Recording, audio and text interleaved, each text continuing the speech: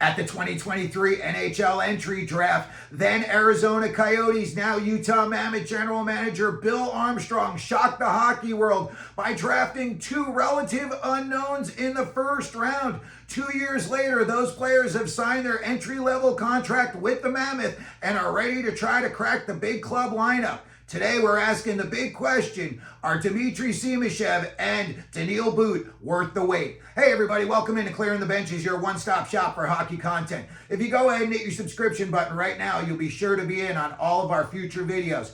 Well, that day, General Manager Bill Armstrong shocked the hockey world. At number 6, he took Dimitri Simashev. He was a relative unknown. People had heard his name, but nobody really knew anything about him. 6'5", 200-pound left shot D. They say he is an excellent skater. He played in the KHL this year. In my opinion, that is the equivalent skill-wise to the AHL. In 56 games, he had 1 goal and 5 assists for 6 points. They said it was because he was the 6th defenseman. My big question is, if he's so good, how come he is the 6th defenseman?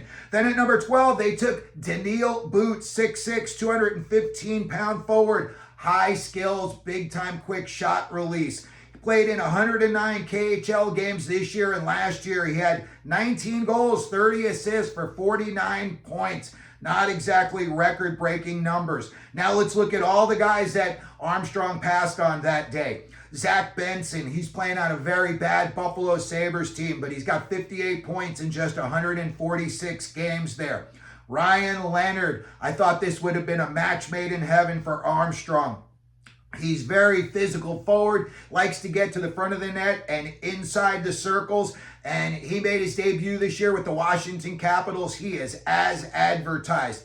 Next up, another guy for sure I thought that Armstrong would have taken, Axel Sandin Pellikka.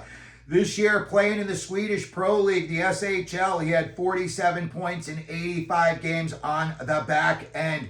Then they passed on Matvei Michkov. Now, I think Michkov may have pulled a Jaromir Jagr. Jagr back in the day told a lot of teams, don't draft me. And then he told the Penguins, draft me. I want to play with Mario Lemieux. The word is that Michkov may have put a little stink on himself telling teams that. And then he told the Flyers, go ahead and take me. Michkov had 63 points this year in his rookie year. I would be shocked to see if Boot put up more points than that. Next up, Nate Danielson. He had 39 points this year playing in Grand Rapids of the AHL. 200-foot player. This guy is going to be a shutdown player in the NHL. Braden Yeager, 6 foot, 175 pounds.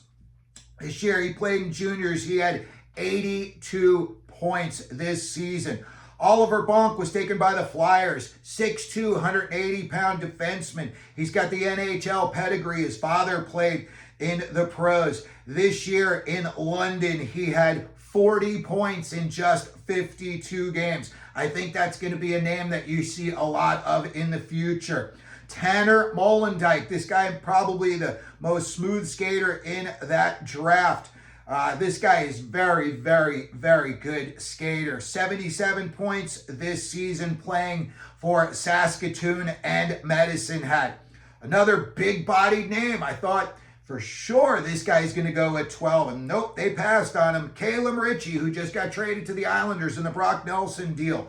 And this year, Calum Ritchie put up 70 points in just 47 OHL games. Easton Cowan, he scored in 36 straight games. And they say he is the next Doug Gilmour. I see it when I watched the Memorial Cup. He sticks out in a big way and in a good way. And he's a smaller player, but he is a little pocket knife, does it all. Next up, another little smaller player, but the guy's just got an engine that never stops. Gavin Brindley. This year he played for Cleveland in the AHL, and for a small-bodied guy, he put up 24 points in just 52 games. Very, very pesky. I am surprised that that Armstrong passed on him, not in the first round, but, early in the second round. Then you have Casper Holtonen, huge body, 6'4", 205 pounds. He had 4 points in just 6 games playing for the San Jose Barracuda in the AHL this year. Dalibor Dvorsky, he made his NHL debut this year playing for the St. Louis Blues, and he is a rock solid 200-foot player and a high IQ guy. I thought for sure that the Coyotes slash Mammoth would have taken a better look at him. And then you've got another guy, and you see Gabe Perreault made his NHL debut this year with the New York Rangers. Sniper, sniper, sniper. I can't even imagine what he would have been capable of if you put him up there with Gunther and Keller and Cooley and now Josh Doan. I just see a guy that, for me, he's going to probably be a 40-goal scorer in the NHL, and I was shocked to see Arizona, now Utah, pass on him.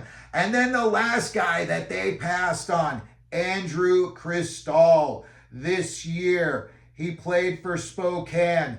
72 points in 29 games. Those are crazy numbers.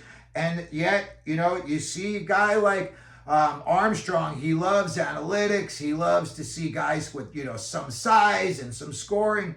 And I know Andrew Cristall went, fairly lower than people had anticipated, but for sure he is putting up the big time numbers.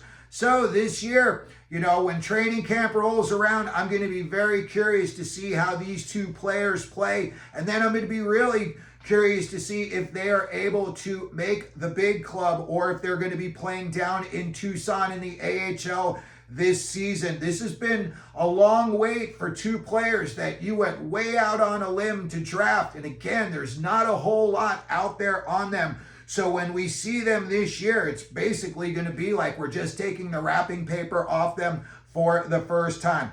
So that's going to do it for today's video. Let me know what you think about Dimitri, Simashev, and Daniil, where you would have drafted them. What do you think of where they were drafted? If you could, please don't forget, hit your like button. Don't forget to subscribe. And as we always do here at Clearing the Benches, let them know you're out there.